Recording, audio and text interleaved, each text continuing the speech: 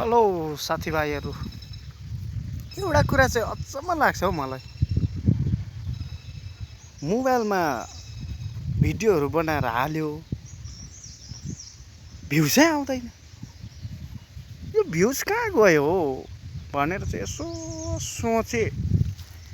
अहिले त फेरि सबैले भ्लग बनाएर हाल्नु थाल्यो हो, भिडियो बनाएर डङ हाल्नु थाल्यो।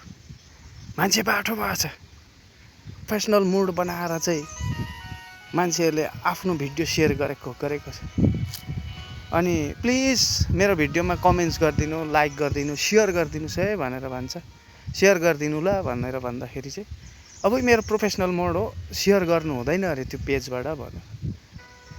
अनि भ्युज किन कम्ती भयो भनेर सम्झिँदै गएको त त्यसका बाजेको आफ्नो भिडियो बनाएर एकछिनमा पनि कोट्याएकै छ।